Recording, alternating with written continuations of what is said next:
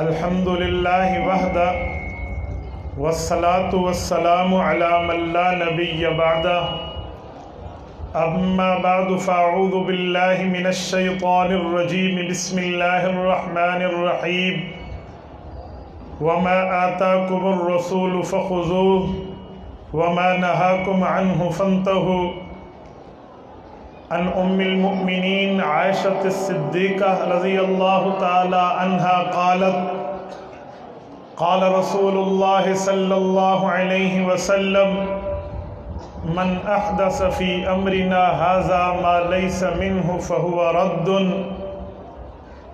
رواہ الامام الہمام البخاری فی صحیحہ صدق اللہ العظیم وبلغنا رسولہ النبی الأمی الکریم ونحن على ذلك لمن الشاہدین والشاکرین والحمد للہ رب العالمین۔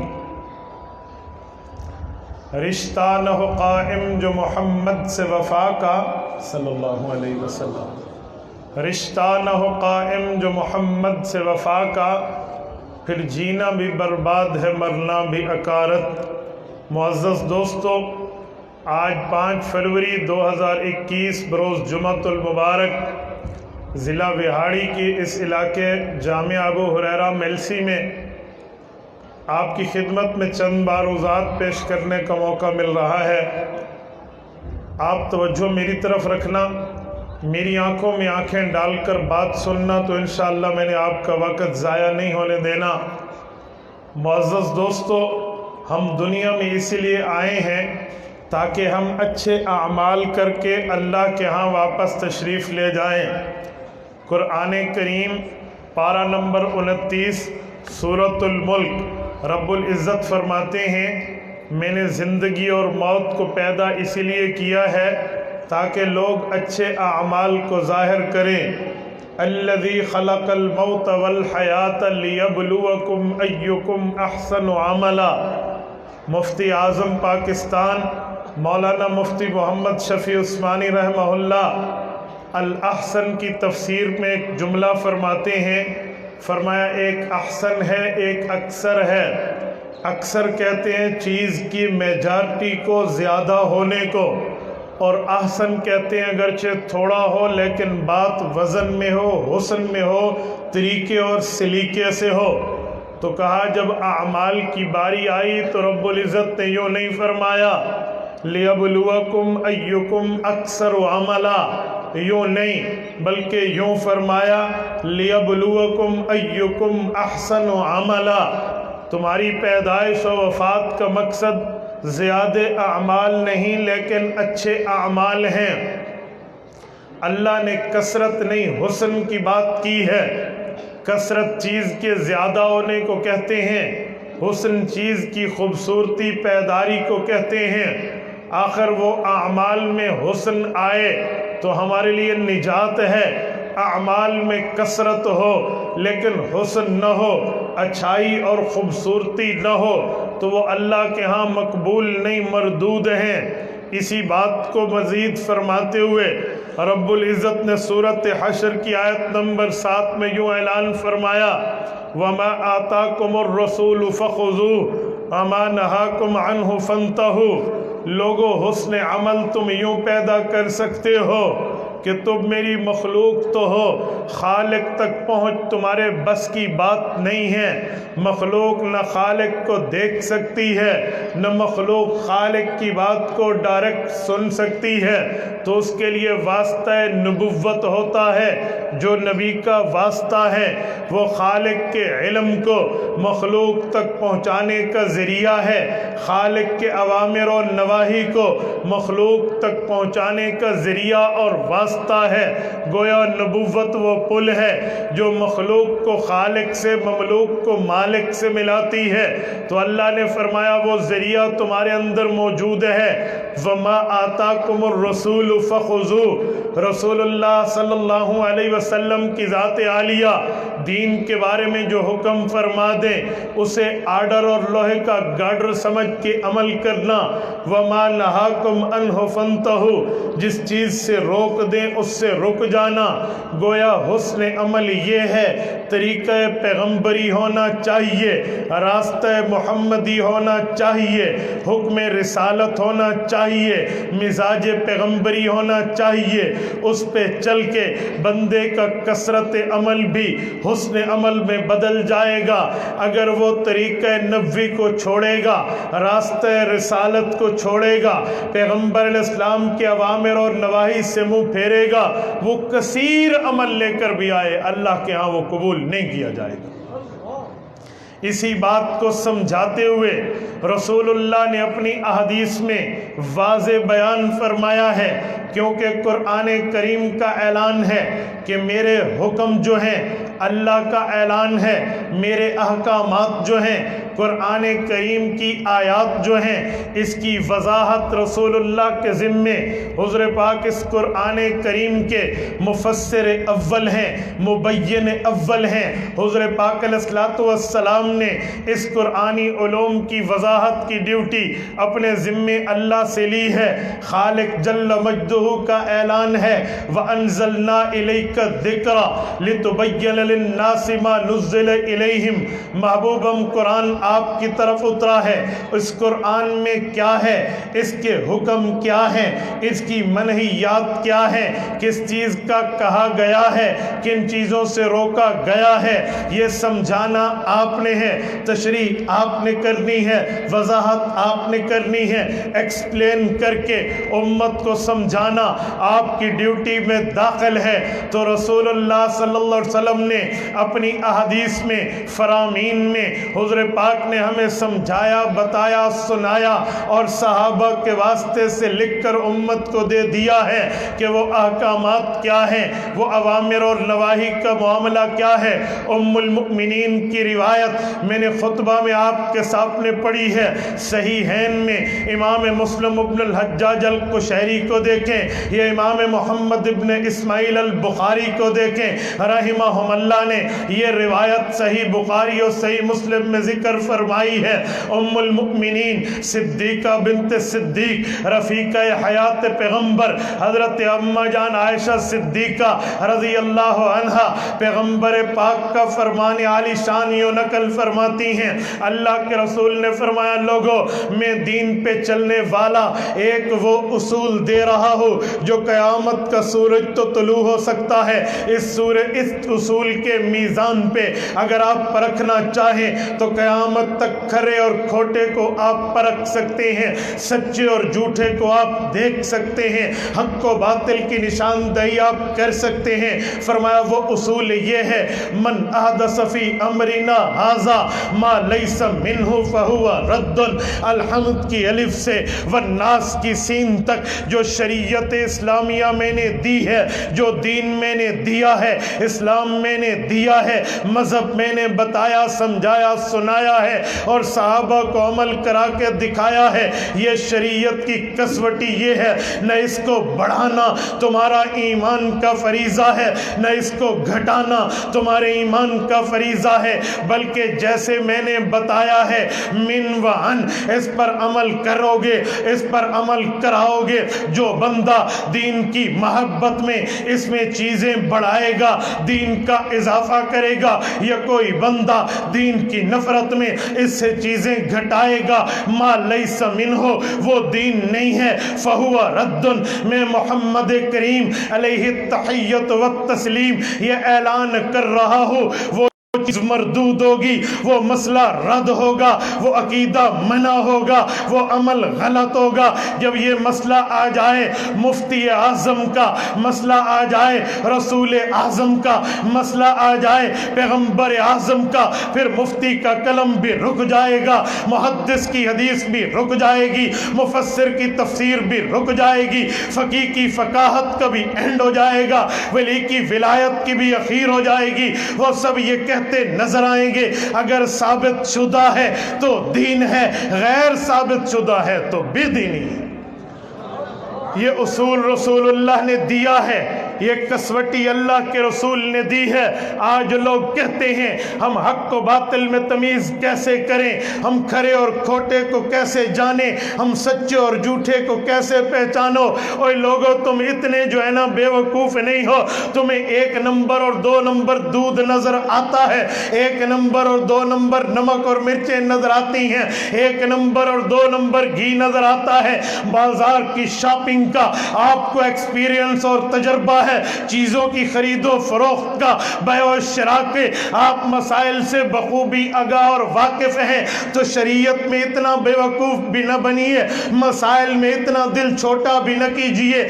آپ کے پاس کسوٹی محمدی ہے، آپ کے پاس اصول پیغمبری ہے، آپ کے پاس قاعدہ نبویہ ہے، رسول اللہ کا دیا ہوا۔ دنیا کا کوئی مولوی، کوئی عالم، کوئی پیر، کوئی فقیر، کوئی محدث و مفسر، کوئی کتنا بڑا کیوں نہ ہو، وہ سر پہ بڑی دستار رکھے یا سر پہ ٹوپی رکھے، منہ پہ داڑھی بڑی رکھے یا چھوٹی رکھے، وہ جبہ اور کبہ میں آئے، اگر اس کے پاس سند شریعت ہو تو ایمان ہے، ورنہ بے ایمان ہے۔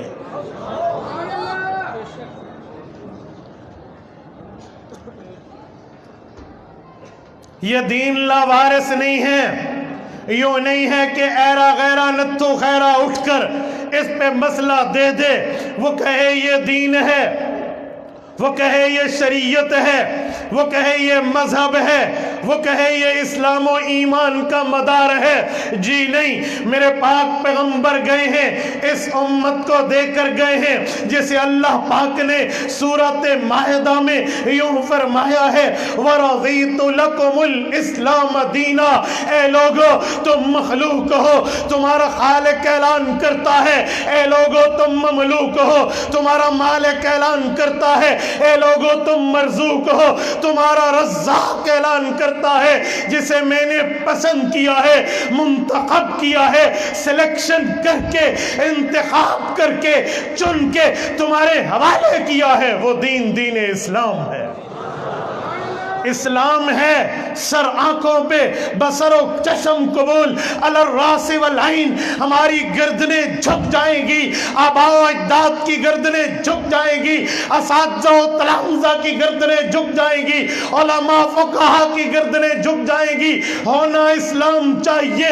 پیٹ سے بنے ہوئے مسئلے کا نام اسلام نہیں ہے، پیٹ سے بنے ہوئے عقیدے کا نام دین نہیں ہے، پیٹ سے نکالے ہوئے طریقے کا نام شریعت نہیں ہے۔ شریعت وہ ہے جو اللہ نے بتایا، رسول اللہ نے سنایا، اور جماعت رسول اللہ نے امت کو بتا کر گیا ہے۔ اگر مہر نبوی ہے، عمل صحابہ ہے، دلیل فقاہت ہے، علی الراس والعین قبول ہے، نہیں ہے تو ہم کسی کے باپ کے نوکر نہیں ہیں، نہیں ہے تو دین اطلاع لاوارث نہیں ہے کہ ہم کسی کی دستار کی وجہ سے، کسی کی شکل و شباہت کی وجہ سے، کسی کے روب و دبدبے کی وجہ سے، کسی کے پیچھے چلتے ہوئے لشکر کی کثرت کی وجہ سے، کسی کی واہ واہ اور جے جے کار کی وجہ سے ہم اسے دین مان لیں، ہم اسے اسلام مان لیں، ہم اسے شریعت مان لیں۔ جی نہیں، میرے پاک پیغمبر نے فرمایا ہے، محبوب سبحانی ذل رحمانی حضرت شیخ عبد القادر جیلانی رحمہ اللہ نے غنیت الطالبین میں سے نقل کیا ہے، امام رزین نے کتاب و رزین میں سے نقل کیا ہے، اور امام مشکات میں بھی اس کی عبارت موجود ہے۔ اللہ کے رسول نے فرمایا تفرقت الیہود علی 71 فرق، یہودیوں نے دین پہ عمل کچا رکھا تھا، دین میں مضبوطی نہیں دکھائی تھی، گویا دین کو یہود نے لاوارث کیا تھا، وہ 71 فرقوں میں بٹ گئے تھے۔ والنصارى علی 72 فرق، اور عیسائیوں نے دین کے اوپر مسائل کو بیچ دیا تھا، کسی لیڈر وڈیرے رئیس کی وجہ سے مسئلے کو بدل دیتے تھے، وہ 72 فرقوں میں بٹ گئے۔ میری امت کے لوگوں، تم میں بھی وہ لوگ آئیں گے جو مسئلے کو گھسا پٹا کر، مسئلے کو تبدیل کر کے شریعت کے مسئلے کو بدل کے کسی کی روح کی وجہ سے، کسی کی دولت کی وجہ سے، کسی کے پیسے کی وجہ سے، کسی اور جگہ اپنے ذاتی مفادات کی وجہ سے مسائل بدلیں گے۔ وَأَنْتُمْ عَلَىٰ 73 فرق، 73 فرقوں میں امت بٹ جائے گی، 73 گروہوں میں امت تقسیم ہو جائے گی، 73 فرقوں میں لوگ علیحدہ علیحدہ مختلف ہو کر فرقہ واریت کا دورہ دیکھیں گے۔ صحابہ کرام نے اللہ کے رسول کو گویا سوالیہ نظروں سے یوں دیکھا ہوگا، اے میرے پاک پیغمبر، آپ نے امن اور جنگ میں امت کو سنبھالا ہے، سفر و حضر میں امت کو سنبھالا ہے، ہر جگہ ٹھہر کر آپ نے امت کو سنبھالا، کبھی امت کو ڈگمگانے نہیں دیا۔ حنین کے میدان میں وہ وقت آیا جب بڑے بڑوں کے پاؤں اکھڑ گئے، آپ اپنی جگہ پہ مضبوط تھے، آپ فرما رہے تھے انا النبی لا کذب انا ابن عبد المطلب، اے لوگو میں عبد المطلب شیبۃ الحمد کی اولاد ہوں، اس میں جھوٹ نہیں ہے، مجھے اللہ نے خاتم النبیین بنا کے بھیجا، اس میں جھوٹ نہیں ہے۔ میرے پاک پیغمبر، آپ نے تو امت کو یوں سنبھالا ہے، آپ بھی سنبھالیے۔ جب لوگ مسئلوں کو بدلیں گے، فرقہ واریت میں ڈالیں گے، عقائد و مسائل کی تبدیلی کر کے سنت کو چھوڑ کے بدعت کی طرف آئیں گے، سچ کو چھوڑ کے باطل جھوٹ کی طرف آئیں گے، حق کو چھوڑ کے غلط کی طرف آئیں گے، مسائل تبدیل ہوں گے، عقائد تبدیل ہوں گے، معاملات تبدیل ہوں گے، اور نام شریعت کا ہوگا، نام دین کا ہوگا، نام مذہب کا ہوگا، نام اسلام کا ہوگا۔ دینداری کے لبادے میں، اسلام کے جبے اور قبے کے نیچے جب مسائل بدلیں گے تو امت کس طرف جائے گی؟ اب بھی امت کو سنبھالیے، اصول بتائیے، قاعدہ بتائیے، ضابطہ بتائیے، امت کو سنبھال لیجئے۔ میرے پاک پیغمبر نے فرمایا، جی ہاں سنو، کلہم فی النار، سارے فرقے جہنم جائیں گے، الا ملت واحدہ، اصول لے لو، ایک گروہ جنت جائے گا۔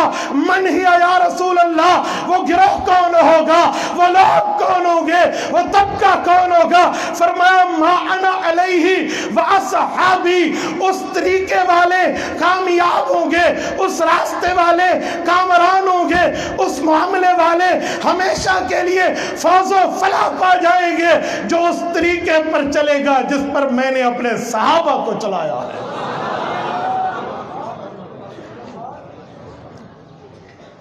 تو دین لاوارث نہیں ہے، مسائل و عقائد لاوارث نہیں ہے، مذہب و شریعت لاوارث نہیں ہے کہ جو چاہے کہہ دے۔ ہمارے پاس نبی کا حکم اور صحابہ کا عمل ہے، ہم اس کو دیکھیں گے، ہے لے لو، نہیں ہے چھوڑ دو، اس پہ کوئی سا مسئلہ۔ ما انا علیہ واصحابی، علماء موجود ہیں، یہ واصحابی جا البرد والجبات والا ہے، مراد ما انا علیہ مع صحابی، اس طریقے والے کامیاب ہوں گے جس پر میں اپنے صحابہ کے ساتھ ہوں۔ صرف اکیلا طریقہ نبوی جس پر حضور صحابہ کو نہ چلائے مستحسن ضرور ہے، قابل عمل نہیں ہے۔ قابل عمل وہ ہے جس پر حضور امت کو چلانے کے لیے صحابہ کو چلا کر جائیں۔ کیوں؟ طریقہ نبوی میں ہمیں 11 شادیاں نظر آتی ہیں، کوئی کہہ دے میں 11 کروں گا، قرآن کریم نے تو 11 کی بیک وقت اجازت نہیں دی، فَانْكِحُوا مَا طَابَ لَكُم مِّنَ النِّسَاءِ مَثْنَىٰ وَثُلَاثَ وَرُبَاعَ، اللہ نے تو مرد کامل کی بات 4 تک کی ہے، اس کے آگے معاملہ نہیں ہے، بیک وقت 4 ہے۔ اب یہ طریقہ نبوی ہے لیکن خالصۃ لک من دون المؤمنین ہے، حضور کی خصوصیت ہے، صحابہ کو حضور نے نہیں چلایا۔ صوم الوصال، کئی دن کے مسلسل پیدر پہ کنٹینیوسلی روزے اللہ کے رسول نے رکھے ہیں، اب ہم نہیں رکھ سکتے۔ طریقہ نبوی تو ہے لیکن اس طریقے پر صحابہ ساتھ شامل نہیں ہیں، ہم اس کو دیکھیں گے جس پر حضور نے صحابہ کو چلایا ہے۔ جب رسول اللہ کلمہ پڑھتے اپنی ذات کے لیے تو فرماتے لا الہ الہ الا اللہ انی رسول اللہ، میں اللہ کا رسول ہوں۔ اب کوئی بندہ کہے میں بھی یہ کلمہ پڑھوں گا کہ انی رسول اللہ، ایمان بھی جائے گا، بیوی بھی جائے گی، نکاح و شریعت بھی جائے گا، ہم کہیں گے تجدید ایمان بھی کر، تجدید نکاح بھی کر، کہے گا میں طریقہ نبوی ہے، میں نے کہا جی نہیں، کامیابی کا معیار، کامیابی کا ضابطہ، کامیابی کا اصول و قانون اللہ کے رسول نے دیا ہے۔ ما انا علیہ و اصحابی، کلمہ وہ پڑھ جو حضور نے امت کو پڑھایا ہے، وہ لا الہ الا اللہ محمد الرسول اللہ۔ اب حضور کے طریقے پہ چلیں گے جس پر حضور نے صحابہ کو چلایا ہے۔ میرے دوستو، یہ میری گفتگو کی تمہید ہے، بعض اوقات تمہید لمبی ہوتی ہے، آپ ڈرنا نہیں، میں نے اپنے دیے ہوئے وقت کی پابندی میں ٹو دا پوائنٹ مختصر پر اثر بات کرنی ہے، توجہ رکھنا۔ میرے دوستو، جب یہ بات طے ہو گئی کہ دین لاوارث نہیں ہے، اس کے مسائل و دلائل و فضائل پیغمبر علیہ الصلوۃ والسلام جماعت پیغمبر سے ثابت ہیں، ہم اس پہ عمل کریں گے، اس طریقے پہ چلیں گے، اس راستے پہ چلیں گے۔ میرے دوستو یاد رکھنا، سنت وہ ہے جس پر حضور صحابہ کو چلا جائیں۔ امام اصول بستوی میں ہے الطریقۃ المسلوکۃ فی الدین، فرمایا سنت وہ ہے جس پر رسول اللہ صلی اللہ علیہ وسلم کے واسطے سے امت میں طریقہ رائج ہو جائے۔ میرے دوستو یہاں سے فرق واضح ہو جاتا ہے، پیغمبر کی ہر حدیث ہمارے لیے قابل عمل نہیں ہے، پیغمبر کی ہر سنت قابل عمل ہے، ہر حدیث قابل احترام ضرور ہے، مستحسن ضرور ہے، خوبصورت ضرور ہے، اچھی ضرور ہے، لیکن جس پہ چلنا ہے وہ طریقہ حدیث کا نہیں، طریقہ سنت کا ہے۔ ہمیں اللہ کے رسول نے فرمایا علیکم بسنتی، آپ جمعہ کے خطبے میں امام ہاتھ میں عصا رکھ کے اس سے سنتے ہیں، وہ جمعہ کے خطبے میں مشکات اور مسند احمد کی اس روایت کو پڑھ دیتا ہے۔ ارباز ابن ساریہ راوی ہے رضی اللہ تعالی عنہ، اللہ کے رسول صلی اللہ علیہ وسلم نے فرمایا علیکم بسنتی و سنت الخلفاء الراشدین المہدیین، کا میرا طریقہ، یہ سنت خلفاء راشدین کا طریقہ، یہ سنت، اس پر مضبوطی سے رہنا۔ ہمیں اللہ کے رسول نے صرف حدیث کا نہیں بلکہ سنت کا پابند بنایا ہے، اسی لیے ہم اہل سنت والجماعت ہیں۔ اہل سنت کا معنی ہر وہ طریقہ ہمارا قابل عمل ہوگا جس پر حضور صحابہ کو چلا کر جائیں۔ میرے دوستو، اب دین سمجھنا مشکل نہیں رہتا، اب دین سمجھنا مشکل نہیں رہتا۔ آپ کے سامنے کوئی بندہ کوئی عمل کتنا اچھا کیوں نہ لائے، لیکن اچھے عمل کا یہ معنی نہیں ہے کہ صرف اچھا ہے تو ہم اپنا لیں۔ بھائی اچھا ہے وہ شریعت میں ثابت ہے یا نہیں ہے؟ اگر مسئلہ شریعت کا ہے تو دلیل دینی پڑے گی۔ مجھے ایک شخص کہنے لگا مولانا میں آپ لوگوں سے ایک سوال کرتا ہوں، تم لوگ رسول اللہ صلی اللہ علیہ وسلم کے درود شریف کے قائل نہیں ہو، آپ اذان دیتے ہیں، اذان سے پہلے صلاۃ و سلام نہیں پڑھتے۔ میں نے کہا میرے بھائی میں صلاۃ و سلام کا قائل ہوں، درود پاک کا قائل ہوں، میں تو بیٹھ کر درود پڑھتا ہوں، نماز میں اللہم صلی علی نہ پڑھوں میری نماز صلاۃ کامل نہیں ہوتی، نماز مکمل نہیں ہوتی۔ مجھے کہنے لگا کھڑے ہو کر نہیں پڑھتے، میں نے کہا ہم کھڑے ہو کر بھی پڑھتے ہیں، جنازے میں دوسری تکبیر کے اندر درود پاک کھڑے ہو کر پڑھتے ہیں۔ وہ کہنے لگا ٹھیک ہے بیٹھ کے پڑھتے ہو، کھڑے ہو کر پڑھتے ہو، لیکن الصلاۃ والسلام علیک یا رسول اللہ نہیں پڑھتے۔ میں نے کہا عقل مند بندہ وہ ہے جو اللہ کی دی ہوئی اس نعمت کو چلائے، عقل مند وہ ہے جو اللہ کی نعمت سے کام لے۔ جب اللہ پاک نے بتا دیا ہے تو اس طریقے پر پڑھیں گے۔ اور درود پاک کیا ہے، صلاۃ و سلام کیا ہے؟ درود پاک کا اصول یہ دیا جاتا ہے دور ہو بھیجا جاتا ہے، دور سے بھیجا جاتا ہے، قریب میں پہنچایا جاتا ہے۔ ہم جب یہاں ہوتے ہیں ادھر حضور پاک کے روضے سے دور ہوتے ہیں، اللہم صلی کہہ کر اللہ کے ذریعے تحفہ حضور تک بھجواتے ہیں۔ جب رب یہ توفیق دے دے مدینہ منورہ میں مواجہ شریف میں روضہ اقدس پہ قبر مطہر پہ رب مسلمان کو حاضری دے دے، ادھر الصلاۃ والسلام علیک یا رسول اللہ کہہ کر اس تحفے کو حضور پر پیش کر دیتے ہیں۔ میں تو درود پاک کا قائل ہوں، تو نے کیسے کہہ دیا؟ مجھے کہنے لگا مولانا ایک جملہ، میں نے کہا بڑے شوق سے، کہتے ہیں بات تو آپ کی اچھی ہے، درود پاک کے قائل ہو، درود پاک پڑھتے بھی ہو، قبر مبارک پر پیش کرتے بھی ہو، درود تو بہت بڑی نعمت و فضیلت ہے۔ جی بیٹا بالکل بڑی فضیلت و نعمت ہے، کہنا کیا چاہتے ہو؟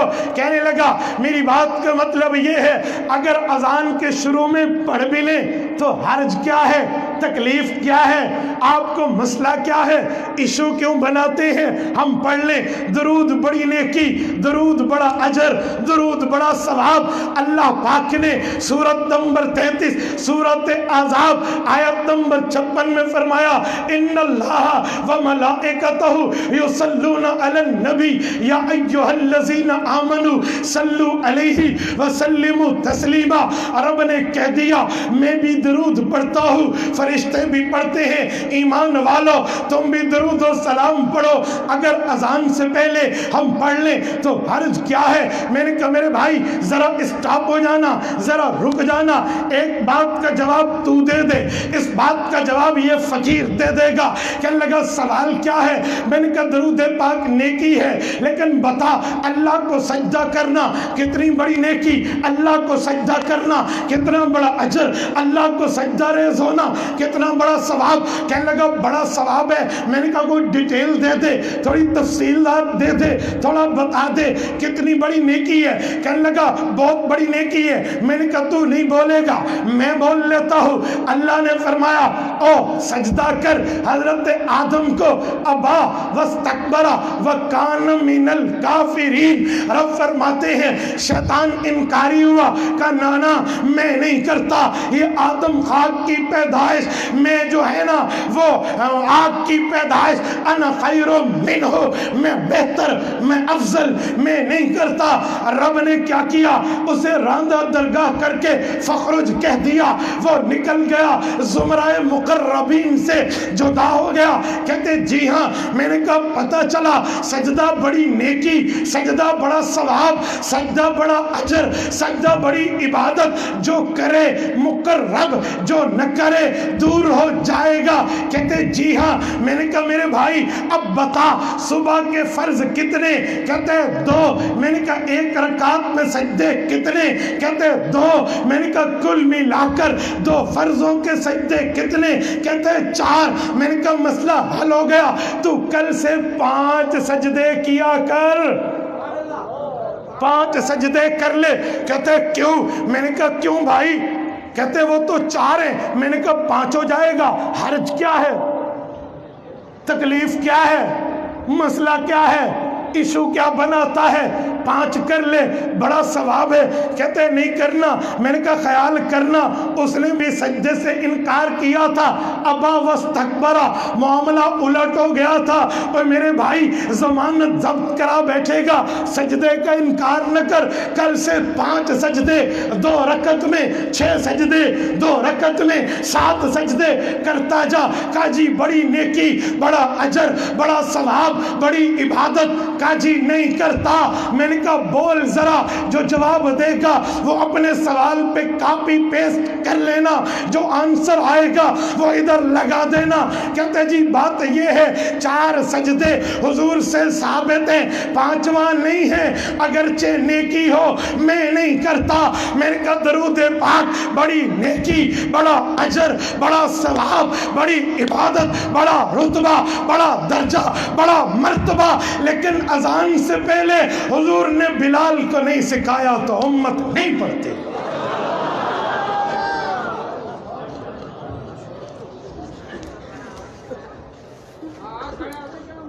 کوئی لاکھ بگڑے ہزار روٹھے غضب میں آئے یا تل ملائے، کسی کے روکے حق کا پیغام کب رکا ہے جو اب روکے گا؟ تیری بھول ہے۔ اسی طرح ایک جملہ اور، میں نے کہا بھائی کس لیے بلا رہا آپ کو نہیں پتا؟ میں نے کہا بتا دیں، میت کو فوت ہوئے 3 دن ہو گئے، پھر کیا ہوا؟ آج کل خانی ہے۔ میں نے کہا کل خانی کسے کہتے ہیں؟ کہتے کل کا معنی وہ 5 صورتیں جن میں کل 4 صورتیں جن کے شروع میں کل آتا ہے وہ پڑھیں گے، باقی ختم القرآن بھی ہوگا، اور کل خانی میں آ کر جا کر ہم ثواب کا ایصال کریں گے، میت کو پہنچا دیں گے، بہت بڑی نیکی، بہت بڑا اجر۔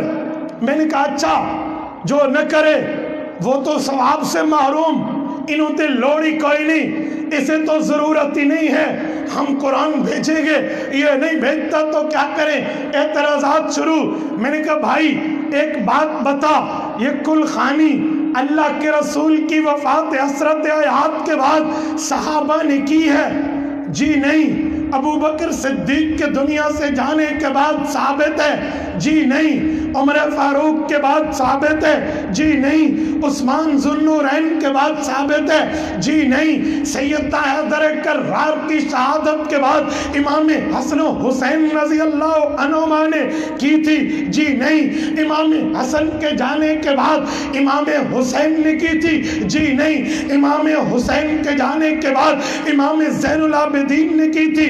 جی نہیں۔ میں نے کہا صحابہ کے بعد صحابہ کے شاگرد آئے، امام ابو حنیفہ کی ملاقات ہے، حضرت انس سے امام ابو حنیفہ کی زیارت ہے، عبداللہ ابن حارث ابن جزء الزبیدی سے امام ابو حنیفہ کی ملاقات ہے، حضرت عائشہ بنت حجرت سے امام ابو حنیفہ کی ملاقات ہے، عبداللہ بن ابی حبیبہ سے امام ابو حنیفہ کی ملاقات ہے، حضرت حارث ابن مسنی سے حضرت امام ابو حنیفہ کی ملاقات ہے، جابر ابن عبداللہ سے حضرت امام اعظم ابو حنیفہ رضی اللہ تعالی عنہ۔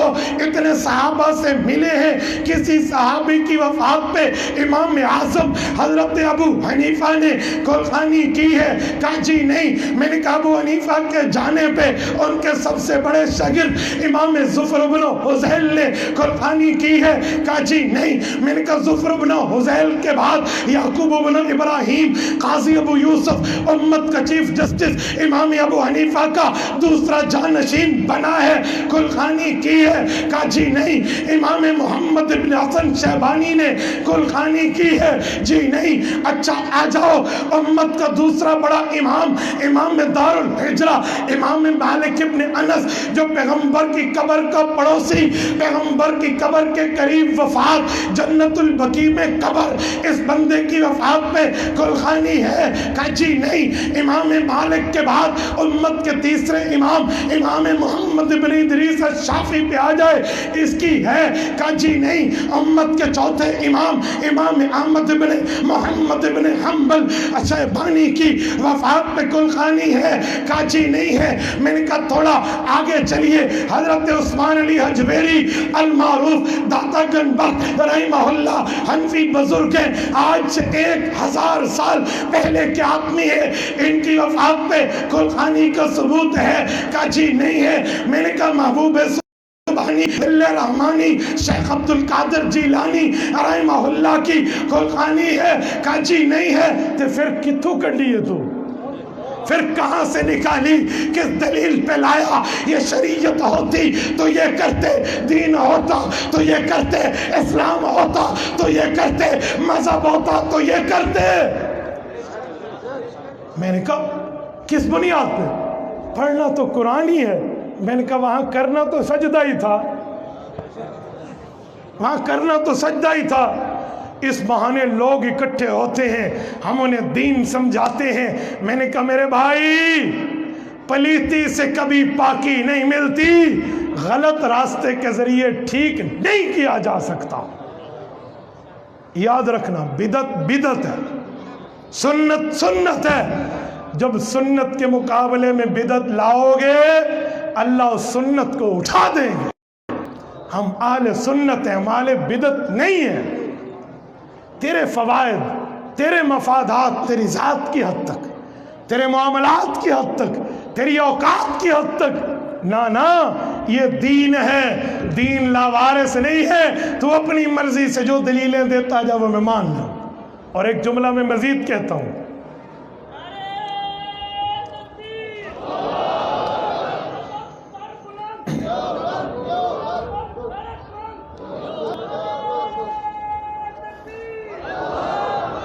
میں آپ کے نعرے کی قدر کرتا ہوں بیٹا، جزاک اللہ، نعرہ نہ لگانا، میری گفتگو کو سبق سمجھ کے سنیے، توجہ۔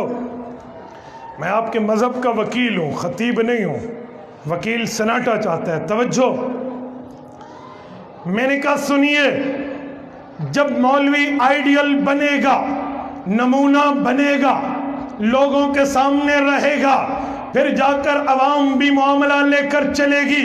میرے استاد محترم فاضل دیوبند حضرت شیخ الحدیث مولانا محمد عبداللہ نور اللہ مرکزہ دنیا سے جانے کا وقت ہوا، مجھے بلایا، بیٹوں کی موجودگی میں، شاگردوں کی موجودگی میں، بھانجوں کی موجودگی میں، ڈی اے خان کی بات کر رہا ہوں، فرمانے لگے مجھ سے صرف سے پڑھا ہے، استاد جی پڑھا ہے، اس پڑھنے کا واسطہ دیتا ہوں، میرے جنازے پہ اعلان کرنا کہ میرے جنازے کو بدعت سے آلودہ نہ کرنا، میرے جنازے کو سنت یافتہ بنانا، سنت کے طریقے پہ رکھنا، جنازہ ویسے ہوگا جیسے حضور اور حضور کے صحابہ کا تھا، نہ کوئی کل، نہ کوئی تیجا، نہ کوئی ساتواں، نہ کوئی 40واں، نہ کوئی سالانہ۔ قرآن پڑھنا ہے تو ابھی سے پڑھ۔ ایک بندہ کہنے لگا مولانا قرآن پڑھیں گے کعبہ زنجیروں میں بند ہوگا، چھوٹ جائے گا۔ میں نے کہا جب زنجیروں میں بند ہے تو پھر 3 دن کی ضرورت انتظار کی کیا ہے، پھر تو فوراً پڑھ، کون منع کرتا ہے؟ حتیٰ حضرت جزور، صحیح مسلم کی روایت حضرت عمرو بن عاص رضی اللہ عنہ کی موجود ہے، فرماتے تھے اپنے بیٹوں کو جب میرے اوپر مٹی درست ہو جائے قرآن پڑھنا شروع کر دینا۔ پھر یہ 3 دن کا انتظار کیسا، پھر وقت کی توقیت کیسی، پھر اوقات کا تعین کیسا، پھر تو پڑھ، تو نے جب پڑھنا ہے، ہمیں کیا انکار۔ اور میرے دوستو میں تھوڑا رخ بدل کے ایک جملہ مزید پہ کہتا ہوں۔ ایک شخص نے کہا رسول اللہ کے طریقے تو تم بڑے سناتے ہو، اللہ کے رسول صلی اللہ علیہ وسلم کے طریقے پہ عمل تو نہیں کرتے۔ بیٹا بتا دے، نشاندہی کر دے، سمجھا دے، اہل حق علماء دیوبند کہاں عمل نہیں کرتے، دلیل سے سمجھا دے، تیرے ہاتھ چوم کے تیرے احسان مند رہیں گے۔ کہنے لگا آپ لوگ سنت کے مطابق ہاتھ نہیں اٹھاتے نماز شروع کرتے وقت۔ میں نے کہا وہ کیسے حدیث پاک میں ہے، حیا اسد رہی، پیغمبر علیہ السلام نے سینے کے بقدر ہاتھ اٹھائے ہیں، روایات صحیحہ ہیں، تم لوگ تو کانوں کے ساتھ ہاتھ اٹھاتے ہو، امام ابو حنیفہ دلیل میں لاتے ہو، امام صاحب کی بات کو لاتے ہو، اور کانوں تک ہاتھ اٹھانے کا مطلب سینے تک کی جب روایت ہے تو کیوں نہیں لیتا؟ میں نے کہا میرے بھائی میں سمجھ گیا تیری حدیث پر تتبع نہیں ہے، تیری حدیث کا استقصاء نہیں ہے، تجھے حدیث پر عبور نہیں ہے۔ کہنے لگا جی وہ کیسے؟ میں نے کہا سن، حدیث پاک کا اصول ہے الحدیث اذا لم تجمع ترکہ لم تفہم والحدیث یفسر بعضہ بعضا۔ معرفت علوم الحدیث میں امام ابو حاتم نیسابوری المتوفی 405 ہجری نے اس پر تفصیل دی ہے، ذرا وہاں دیکھ لیتا۔ میرے بھائیو حدیث کا اصول یہ ہے کسی مسئلے پر ایک حدیث ہو، دیکھو کتنی حدیثیں اس پر ہیں، سب کو جمع کرو، جو نتیجہ نکلے اس پہ عمل کرو۔ میں نے کہا سن، امام اعظم ابو حنیفہ صحابہ کے شاگرد ہیں، وہ جانتے تھے اس پر حدیثیں کتنی ہیں، اس پر روایات کتنی ہیں، انہوں نے بتایا ہے حدیثیں 3 ہیں، ایک سینے کی، ایک کندھے کی، ایک کانوں کی لو کے برابر۔ اب کسی نے سینے والی لی، کسی نے کندھے والی لی، لیکن فتویٰ سن میرے امام کا، محبت رسول میں ڈوب کر امام ابو حنیفہ رحمہ اللہ صحابہ کے شاگرد سید الفقہاء والمحدثین نے لکھا ہے جب سینے تک ہاتھ اٹھائیں گے 2 حدیثیں چھوٹ جائیں گی، ایسا کرو کانوں تک اٹھاؤ۔ کیوں؟ جب ہاتھ اٹھاؤ گے سینے سے گزریں گے، پہلی حدیث پہ عمل کندھے پہ گزرے گی، دوسری حدیث پہ عمل کانوں پہ پہنچے گا، تینوں حدیثوں پہ۔ تینوں پہ عمل. تو نے ایک روایت دیکھی اعتراض کر دیا, ایک مسئلہ دیکھا اعتراض کر دیا. میرے بھائی کچھ تو دیکھ. مفتی صاحب ایک بات بڑے شوق سے پوچھیے, رفع الیدین کیسا ہے؟ میں نے کہا رسول اللہ صلی اللہ علیہ وسلم سے ثابت ہے. اچھا حضور سے ثابت ہے؟ میں نے کہا بیٹا لکھوا لے, ثابت ہے حضور پاک نے کیا تھا, صحابہ نے کیا تھا. کہا جی آپ کیوں نہیں کرتے؟ میں نے کہا حضور پاک علیہ الصلوۃ والسلام نے کیا تھا, اتنی بات کافی ہے یا پوری کریں؟ کہتے نہیں جو حضور سے ثابت ہے وہ کریں.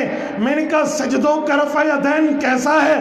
سجدوں پہ جائیں, اللہ اکبر, سجدوں سے اٹھیں, اللہ اکبر, رفع الیدین کے ساتھ. اب چپ. میں نے کہا وہ بھی تو حضور پاک سے ثابت ہے, تو سجدوں کا رفع یدین کیوں نہیں کرتا؟ کہنے لگا سجدوں کا رفع یدین حضور پاک کے صحابہ بتاتے ہیں, حضور نے چھوڑ دیا. میں نے کہا رکوع کا رفع یدین حضور کے صحابہ بتاتے ہیں, حضور نے چھوڑ دیا. یار میں رکوع کا چھوڑوں, میں حدیث کا منکر, تو 4 سجدوں پہ جاتے, سجدے پہ آتے, ایک رکعت میں سجدے 2 ہے, رکوع 1 ہے, میں 1 چھوڑوں حدیث کا منکر, تو 2 چھوڑے حدیث کا مقر کیسے ہے؟ جو جواب تیرا وہ میرا. سجدوں کا حضور کے صحابہ نے چھوڑ دیا تھا. میں نے کہا رکوع والا بھی تو چھوڑ دیا تھا, کہاں ہے؟ میں نے کہا میں بتاتا ہوں, صحیح بخاری کھول, جلد اول کھول. ابو حمید ساعدی رضی اللہ تعالیٰ عنہ کہتے ہیں میں حضور کی نماز کا حافظ ہوں. اچھا ذرا دکھائیے. اٹھے, نماز میں اول جگہ رفع الیدین کیا ہے, پوری نماز میں نہیں کیا. ادھر اگر حضور کے صحابہ کا حافظ رفع الیدین نہیں بتاتا اور صحیح بخاری بتا رہی ہے, تو تجھے ماننے میں اعتراض کیا ہے؟ صحیح بخاری میں ایک اور روایت ہے, بڑے شوق سے پیش کرو, شوق سے پیش کرو. ابن عمر رضی اللہ عنہما فرماتے ہیں کہ رفع الیدین حضور کرتے تھے. میں نے کہا بہت اچھا, حضرت ابن عمر کی اس روایت کی تفصیل دیکھ مسند ابی عوانہ میں. فرمایا فلما ہاجر الی المدینہ ترکا, جب حضور مکہ سے مدینہ آئے چھوڑ دیا تھا.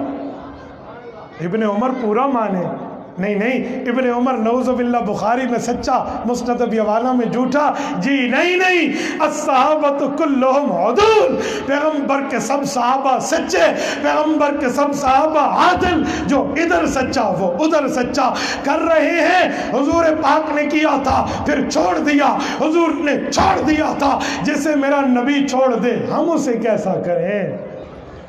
میں نے تو کبھی فتویٰ بازی نہیں کی کہ تیری نہیں ہوتی, میں نے تو کبھی نہیں کہا. اعتراض میں تو کہے گا تو دفاع کے لیے زبان میں بھی رکھتا ہوں. اللہ آپ کو رب صراط مستقیم عطا فرمائے. اقول قولی ھذا واستغفر اللہ وآخر دعوانا ان الحمد للہ رب العالمین. إلهي واسع الكرم ورب البيت والحرم إليك أتيت منكسرا